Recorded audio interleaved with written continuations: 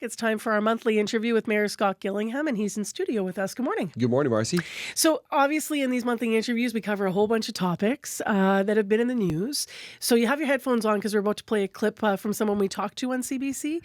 So, this is a resident of Glasshouse. It's a building on Hargrave, as you know, and many of them are upset. They say that the city's short-term rental regulation bylaw isn't helping enough. It's not doing enough to stop their home from becoming a, quote, ghost hotel. So this is one of the residents, Mike Deal, talking about what he's been seeing there. Sometimes you'd meet the vice squad in the elevator going up to arrest somebody or break down a doorway or something like that. So half the units are short-term rental and they behave like a hotel, and there's no front desk. So people have to figure out how to get in the building themselves.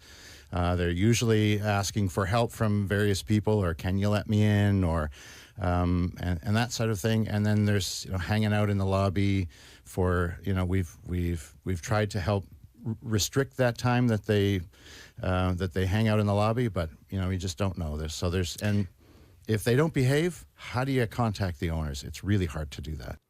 So it's just a specific question, because you have put a bylaw in place to try to help. You're aware of some of the problems.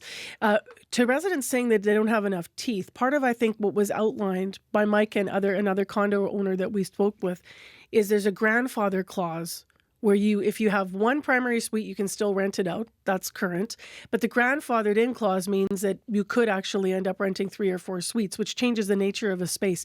Would you look at changing that bylaw to give it more teeth? Well, first of all, we did bring in bylaws where we didn't, and regulations where we did not have them before. They just came into effect a year ago. And we did it to respond to people like Mike and others who said, look, there's a problem here. And up until a year ago, Marcy, you're right, there were no regulations. Now we have regulations. They have been in place for just a year, so we're still kind of working out the kinks.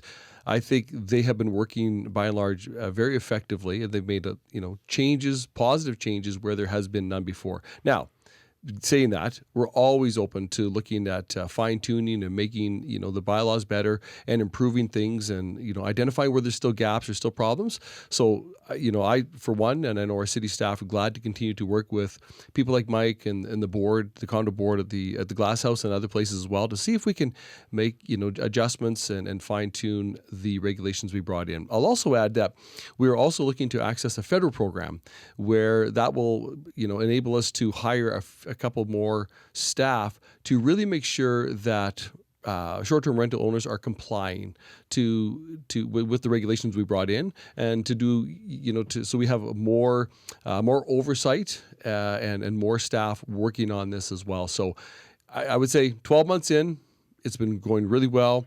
There's still a few things we need to fine-tune, and we'll work to do that. The grandfathering clause specifically, could that be part of the fine-tuning? Like, are you open to looking at that? Because you're trying to strike a balance, I understand, between residents, what they need, and property owners, of course, who bought these units for investments. Yeah, I'm open to anything being looked at.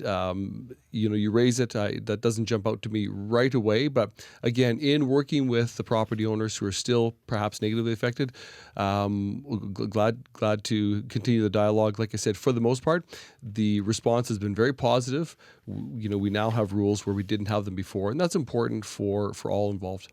Are you hearing about other buildings that are having challenges with this as well? Because Glasshouse has been in the news because of the number. There's 194 units. I think that more than 1 in 4 had short-term rentals in there, just for perspective here. How unique is that case? Are you hearing challenges elsewhere, or elsewhere the bylaw might be helping elsewhere? I have not heard places where there's other challenges. That's not to say there aren't any. But I said, I think where we were 13, 14 months ago, where there were really no regulations, no rules. Now, everyone who has a short-term rental has to have a license.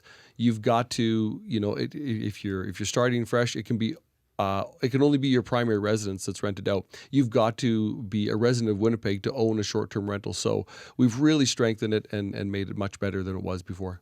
Let's talk about transit. We know these big changes are coming to our system. Pauline Russell's from Wolseley. She is worried about the changes. She says the new transit routes in her Wolseley neighborhood already, she feels are inaccessible. So it's added some distance for her. She has to walk a block and a half extra to get to a stop. This is her primary way of getting around. she feels like in the middle of the city, things have been missed. Like the new system sets up really good feeder routes for outside, which she appreciates, getting to and from.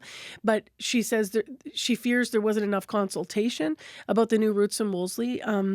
We did have a conversation. I highlighted all the consultative processes. But I think if you have a citizen that still feels like they haven't weighed in, she's worried there's not going to be room to change things now, right? So she said, well, when this starts, is there a pilot period here where if this doesn't work for us, you might have some flexibility? Or is this like it's been in the work for years, we've talked to you, done deal come June? I think for the most part, it has been in the work for years. I know I asked our staff, or my staff, and I know consultations have started about 6 years ago. So there has been extensive consultations. In fact, I think over 9,000 Winnipeggers in one form or another have been part of the consultation process and given feedback, which in my time on council, I can't remember any other initiative that had that much feedback and public engagement. Once the system is put in place and we go to the new route system, the new transit network system, which will be right at the end of June, of course there'll be an adjustment period. But the new system really has been established by our staff using data, using public consultation, and using data as well. And the data, among other things, tracked using a kind of anonymous cell phone data where people travel and how people travel. The new system will be more reliable, more frequent, more accessible to more Winnipeggers. It will be a vast improvement over the system we have right now. Almost like we talked about with the short-term rentals, there'll be an adjustment period. And if there's some tweaks and fine-tuning that need to be made, I'm sure our staff will be looking at that. But this will be a better, more reliable, more frequent transit system for Winnipeggers. How well explained has it been to the bus drivers already, the transit drivers? And then do you feel there's been enough education out there about the new routes? Like what are we going to see between now and this is coming up fast now? 2 months from now. So next week, stay tuned, everybody who uses transit or is interested, because next week the new schedules will come out 2 months in advance to give people a long time, 2 months to kind of adjust and take a look and understand what the new routes will be. People that pay attention will see there's new transit stop signs that have been going up all around the city as well. Our 311 operators are prepared and trained and being trained and ready to go to answer questions for residents as well. So yes, again, this is the most substantive change that transit has seen in decades, because it's all happening, Marcy, on one day.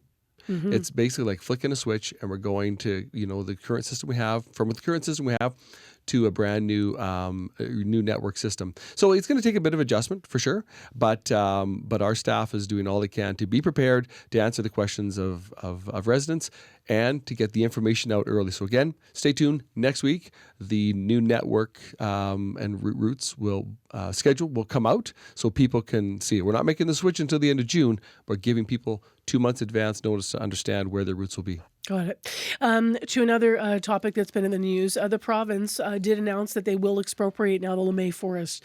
Last time we spoke, you said you would, quote, continue to work behind the scenes to get a resolution to this matter, end quote. Is this the resolution you were hoping for? Yeah, I'm pleased to see I think the resolution that the Premier has come up with. Yes, we have done a lot of work behind the scenes. And when I say we, I know I have many councillors, I want to credit many councillors as well, who've been working quietly behind the scenes. I said it publicly before many times. I'll say it again. My concern was that, when we as politicians were talking publicly about it, it felt like maybe the price of that land was increasing in the minds of some people. So I think there was a strategic way to go about things behind the scenes. The city of Winnipeg also owns a sizable pieces of land adjacent to the land in question that's privately held. So, we've early day discussions about whether we can work with the province to, consolidate all that land, put it together to see all of it become ultimately a protected area and a provincial park. But again, that's discussion that is ongoing. I'm going to be devil's advocate here and just ask, I know this is a particular property. I understand that the history there, I understand the possibility of graves. So I'm not being insensitive here. But I wonder how particular this property is. Because if someone else is listening and thinking, if I own land, I've got big property development plans, it's my land, is the city going to come and just expropriate it? How unusual was this case?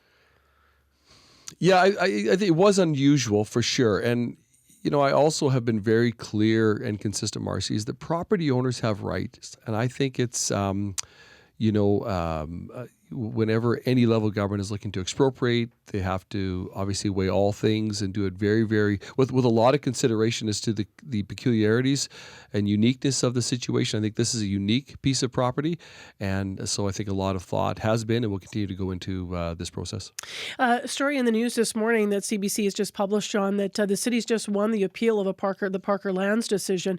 So for listeners not familiar with this, the appeal overturns a 2023 decision. I'll just try to say this, it's complicated, but that decision said 2 city employees deliberately stalled a 1,900 unit residential development in Fort Garry.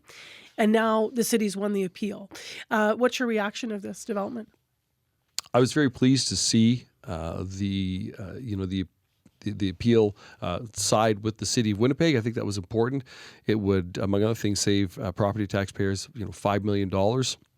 And also, it exonerated Councillor John Orlico, who was never named in the original statements, but somehow his name came up consistently in the original finding problem, and I thought it was very problematic. Also, it very much exonerated our city staff. City councillors and the mayor are elected by the people of Winnipeg. We have to be able to talk to our city staff on a regular basis when it comes to development and development processes. There's got to be the opportunity to have dialogue. The original ruling from the original case was such that it really left a lot of ambiguity and uncertainty. And even councillors and I were, wondering, well, can we or can we not talk to city staff? And so I was really pleased to see the outcome of the appeal. And again, was glad to see that the taxpayers wouldn't have to pay the $5 million. It might not be done, though. I mean, as we've been hearing in the news this morning, the developer's lawyer, Dave Hill, says he will take this. He's going to take this case to the Canadian Supreme Court. What are your thoughts on that? Well, that's their right. And we'll see if the court is willing to hear it. We're coming up to 3 minutes to 8 o'clock in the end of our interview, our monthly interview with Mayor Scott Gillingham, who's live in studio. I'm not going to let you go before I ask about the Jets. Are you going to get down to St. Louis? Where are you going to watch? Do you have a bet with the mayor there? How's that all looking? Well, the mayor of St. Louis, I found out, is new about a week ago. She was just elected, just got sworn into office. So I've never, had a conversation with her yet. And obviously she's got a few things on her mind other than NHL playoffs. Look, it's an exciting time to be in Winnipeg. It's an exciting time, not just in Winnipeg. There's a lot of, your coverage area, your listener area goes well beyond our city, all through our province and beyond. And there are Jets fans in Winnipeg, throughout Manitoba and beyond. But it's an exciting time to be a Jets fan. The team is playing great. And first and foremost, let's congratulate our team. I mean, without the play of, Captain Adam Lowry and the entire team, we wouldn't be here having these discussions. So we as fans wish them all the best, throughout the playoffs. The whiteouts are just a lot of fun, and they look really good on national TV to see, our downtown featured and our great fans cheering on our Jets in the core of our city. Well, we'll see what happens tomorrow night and beyond. Thank you very much for being here. Go Jets, go.